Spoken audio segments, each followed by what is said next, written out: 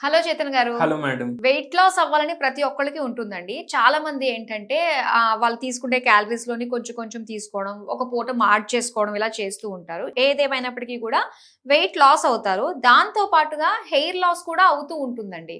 So ఇలా wait తగ్గుతూనే హెల్తీగా hair కూడా ఫాల్ కాకుండా ఉండాలంటే ఏం చేయాలంటారు? క్రాష్ డైట్ లో విన్నారా మీరు?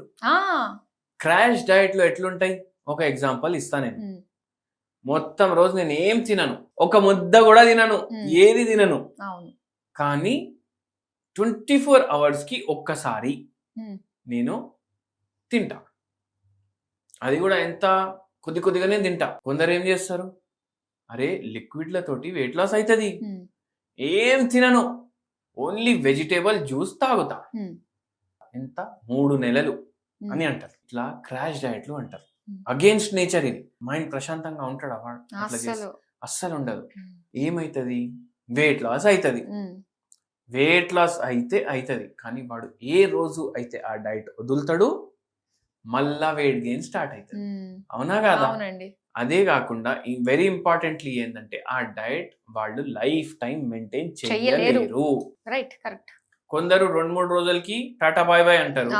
కొందరు బై మిస్టేక్ మొత్తం ఒక 2-3 నెలలు చేసి 10-12 కిలోలు తగ్గించుకున్నా మళ్ళా 1 month లో మొత్తం గెయిన్ చేస్తారు, ప్లస్ ఎక్స్ట్రా కేజీస్ కూడా యాడ్ అవుతాయి. క్రేవింగ్స్ ఇంకా పెరిగిపోతాయి. నేను దోశ తిని 3 నెలలైంది, కారం పొడి వేసుకొని చట్నీ పెట్టుకొని మళ్ళీ సాంబార్ స్పూన్ తో తాగుతూ నేను దోశలు ఇప్పుడు తినాలి అని 2 దోశ తినే బదులు 7, 8, 10 అట్లా తినేస్తారు. ఇంట్లో ఏముంది, మమ్మీ వేసిస్తుంది కదా తింటా అనేసి తింటారు. అదే కాదు, అరే పిజ్జా తింటా ఇవాళ, ఇన్ని రోజులు నేను తినలేదు. అట్లా క్రేవింగ్లు కంట్రోల్ చేయలేము, ఎందుకంటే మైండే కంట్రోల్లో ఉండదు. స్వీట్లు గులాబ్ జామున్ డబ్బాలు తెప్పించుకుంటారు, 1/2 kg 1/4 kg ఒక్కటేసారి కూర్చొని ఫినిష్ చేసేస్తారు. 3 నెలల నుంచి ఏం తినలేదు. అయితే అందుకే క్రాష్ డైట్ లో అవాయిడ్ చేయాలి.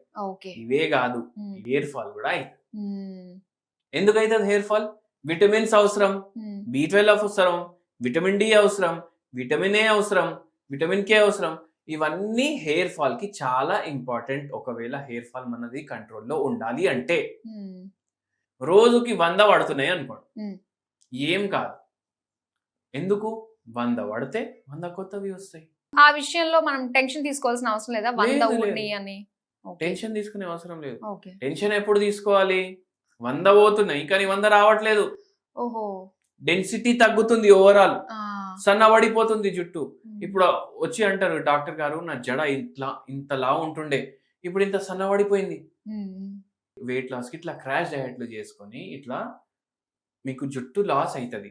ఎందుకంటే మైక్రోన్యూట్రియంట్స్ బాడీలో తగ్గిపోతాయి, మ్యాక్రోన్యూట్రియంట్స్ బాడీలో తగ్గిపోతాయి. అప్పుడు ఏమైతుంది? బ్రిటిల్ అయిపోతుంది, డ్రై అయిపోతుంది, సన్నబడిపోతుంది, పడుతూనే ఉంటది జుట్టు. ఇట్లా చేస్తే కొందరికి ఇట్లా జుట్టు వచ్చేస్తూనే ఉంటది. ఎందుకు? దీనివల్ల, ఈ క్రాష్ డైట్ల వల్ల. మళ్ళీ ఎట్లా తగ్గించుకోవాలి వెయిట్ లాస్?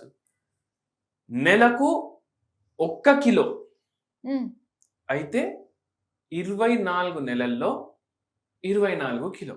సో చాలా టైం టేకింగ్. హెల్దీగా వెయిట్ లాస్ అవ్వాలి. ఎట్లా అవ్వాలి? 2-3 ఆప్షన్లు చెప్తా, మీకు ఏది నచ్చితే అది చేయండి. ఓకే. ఎంత తినాలి అనిపిస్తే దానికి సగం తినడం ఒక ఆప్షన్. అంటే ఏంది? మార్నింగ్ 4 ఇడ్లీలు తినాలనిపిస్తుంది, 2 తినండి. లేకపోతే 2 వడలు తినాలనిపిస్తుంది, ఒక్కటే తినండి. నచ్చింది తినచ్చు, క్వాంటిటీని కొంచెం సగం చేయాలి. మళ్ళా మధ్యాహ్నం రైస్ తినాలనిపిస్తుంది, తినండి. ఎంత తినాలనిపిస్తే దానికి సగం తినాలి. నైట్ టైం మీరు హెల్దీ ఆప్షన్ కోసం జొన్న రొట్టెలు తింటున్నారు, 2-3 తినాలనిపిస్తుంది, 1 కానీ 1.5 తినండి. ఇంతే. ఇదే ఫాలో చేయండి ఒక 2 ఏళ్ళు. అంటే చాలా మంది అంటారు ఒక 3-4 కిలోలు కూడా హెల్దీగానే తగ్గిపోవచ్చు మనము నెలకి కొంచెం కష్టపడితే అంటారు. అది నమ్మాల్సిన అవసరం లేదు. ఇప్పుడు నెలకి 1 kg చెప్పినా కదా మీకు టార్గెట్. 2 కిలో, 3 కిలో, 6 కిలో మీరు తగ్గిన దానికి మెయింటైన్ చేయడానికి మీకు రావాలి. ఇప్పుడు ఇట్లా చేయడం వల్ల ఏమైతుంది? తగ్గుతారు. నేను చెప్పినా కదా, దానివల్ల తగ్గిపోతారు. టైం పడుతుండొచ్చు కానీ సైడ్ ఎఫెక్ట్ ఉండదు. ఓకే. మళ్ళా దాని తర్వాత ఏంటంటే ఇప్పుడు దాన్ని మెయింటైన్ కూడా చేయాలి కదా. 2 ఇడ్లీ బదులు 3 ఇడ్లీలు చేయండి. ఓకే. సగం రైస్ కన్నా కొద్దిగా పెంచండి. జొన్న రొట్టె 1 తింటున్నారంటే 1.5 తినండి. ఓకే. దాంతో మీ వెయిట్ మెయింటైన్ అవుతుందా చూసుకోండి. సో మన బాడీ ఏంటో 70 ఫస్ట్ తెలుసుకోవాలి మనము. బాడీని అర్థం చేసుకోవాలి. ఆ.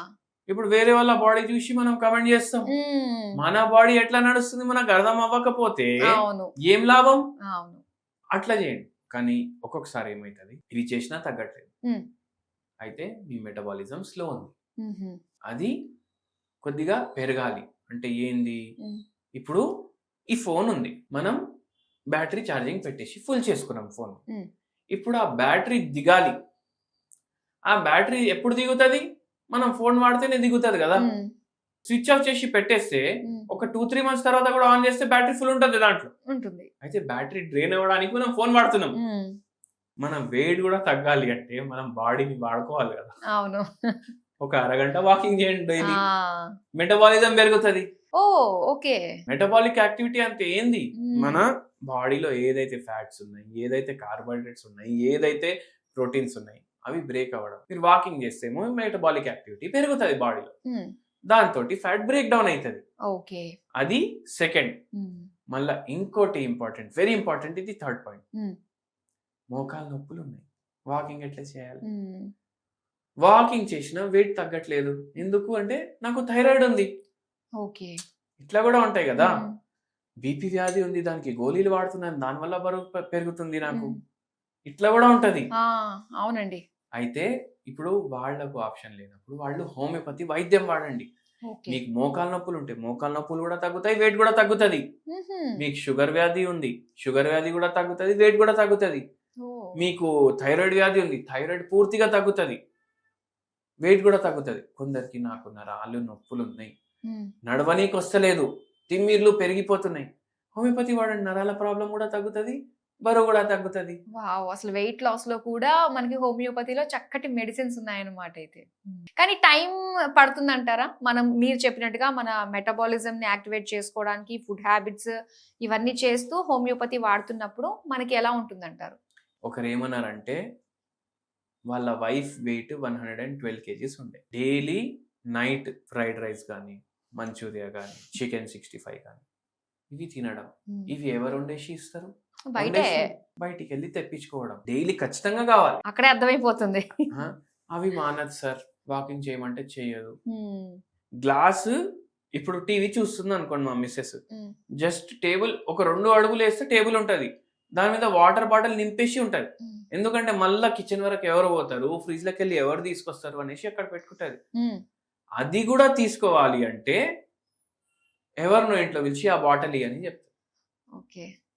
అంటే ఎందుకు అట్లా అంటే ఆ పేషెంట్ కి కూడా ఏమైపోయిందంటే పిల్లలు మంచిగా సెటిల్డ్ యుఎస్ లో ఉంటారు, ఇంకా పని ఏముంది, ఏమైపోతుందంటే ఆడోళ్ళకి ఇల్లు చూసుకుంటారు, పిల్లల్ని చూసుకుంటారు. అంటే ఏంది, వాడు 10th క్లాస్ ఇంటర్ పాస్ అయినప్పుడు వరకు మొత్తం మైండ్ పిల్లల మీద ఉంటారు. ఒక్కసారి పిల్లలు పెద్దగా అయిపోయినాక వీళ్ళకి ఏమైనా పని ఉంటుందా? మొత్తం ఖాళీ అంటే ఒక గ్యాప్ వచ్చేస్తుంది లైఫ్ లో, పిల్లల వాళ్ళ లైఫ్ లో బిజీ అయిపోతున్నారు. అంటే ఆడోళ్ళకి ఏంది, అరే నా పిల్లలు మంచిగా సెటిల్ అవ్వాలి, వాళ్ళకి మంచిగా ఉద్యోగాలు రావాలి, మా పాప మ్యారేజ్ మంచిగా అయిపోవాలి, దాని తర్వాత అరే ఏం పని చేయాలి, నువ్వు ఏం చేయాలి నేను పని? ఇప్పుడు పిల్లలు పెళ్లిళ్ళు అయిపోయినాయి, బయట ఉన్నారు, వాళ్ళ పిల్లలు వాళ్ళు చూసుకుంటున్నారు, 6 months US లో ఉంటా, 6 months ఇక్కడ ఉంటా, ఏం పని చేసుకోవాలి నాకు ఏం అర్థమైతే లేదు. టీవీ చూసుకుంటాం, క్యాండీ క్రష్ ఆడుకుంటాం, కార్డ్స్ ఆడుకుంటాం, ఫ్రెండ్స్ ఫోన్ చేసుకొని, ఇంకా ఏం లేదు లూడో ఆడుకుంటాం. అంటే రిటైర్మెంట్ వీళ్ళకు 45 to 55 మధ్యలోనే వచ్చేస్తుంది. అయితే అది కూడా స్ట్రెస్ కాస్ట్ చేస్తుంది బాడీలో, అంటే లైఫ్ కి ఒక మీనింగ్ లేకుండా అయిపోతుంది. మొత్తం నా లైఫ్ పిల్లలే అనుకున్నా నేను, మొత్తం లైఫ్ పిల్లలే అనుకున్నా, ఇప్పుడు నేను ఏం చేయాలి నాకు ఏం అర్థమైతే లేదు. మూడ్ స్వింగ్స్ అవుతున్నాయి దానివల్ల, చాలా ప్రాబ్లమేటిక్ కదా. అవునండి. అది దానివల్ల ఇట్లా binge eating, stress eating, BP రావడం, నరాల నొప్పులు రావడం ఇట్లా వస్తున్నాయి. సో స్ట్రెస్ పెరిగి ఎక్కువ తినడం, షుగర్ తెచ్చుకోవడం, బీపీ తెచ్చుకోవడం ఇవన్నీ అవుతాయి. స్ట్రెస్ ఎందుకు దండగా వేరే రోగాల్ని ఆహ్వానించడమే అవుతుంది. అసలు చాలా చక్కగా తెలియజేసినందుకు thank you so much Chaitanya గారు.